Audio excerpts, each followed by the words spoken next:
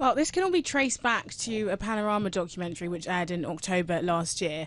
And during that programme, there were sections of Trump's 2021 speech, which was given on the day of the post-election riot at the US Capitol. Sections of that speech were spliced together, resulting in some allegations that the BBC misled viewers through its editing of that section.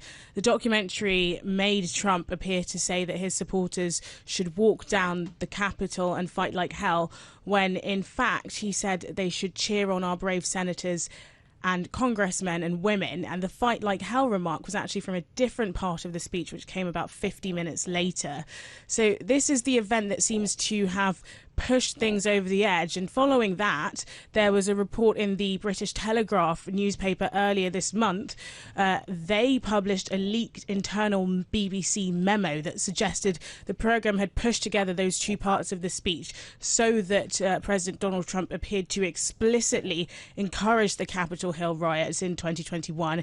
That leaked memo came from Michael Prescott, who is a former independent external advisor to the BBC's Editorial Standards Committee, and he had raised concerns about the documentary. So there's been a lot of pressure building, especially since that Telegraph report. And the departing CEO of BBC News, Deborah Turness, she addressed that matter in her resignation. She said the ongoing controversy around the documentary had reached a stage where it was actually causing damage to the BBC. So she's really attributed her departure from the organisation to that documentary. It's also been a difficult period for the BBC. Just talk us through some of the recent criticism that's been directed at the BBC. Yeah, so Tim Davie took over as Director-General of the BBC in 2020, and since then it hasn't really been the easiest tenure, particularly over recent months.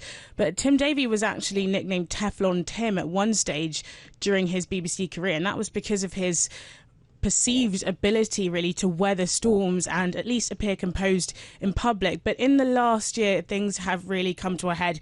He's faced scandals, including the live broadcast of controversial comments by musical duo Bob Vylan at Glastonbury this year.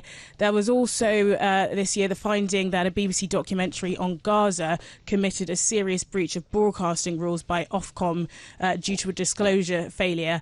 And going further back to last year, there was the prosecution of the former highest paid BBC newsreader Hugh Edwards for possessing indecent images of children. I mean, owing to all of this and some other difficult moments that have taken place since 2020, there are some arguing this morning that perhaps it was about time that Tim Davie resigned, just given the turbulence that's been associated with his time in charge of the BBC. Yeah, Tiwa, just briefly, the reaction from President Trump to these resignations. Yeah, well, President Trump has acknowledged this on Truth Social this morning. He's called those that have resigned dishonest people, and he's also accused them of trying to influence a US presidential election. And we've also heard some reaction from Caroline Leavitt, the US press secretary, on social media this morning as well.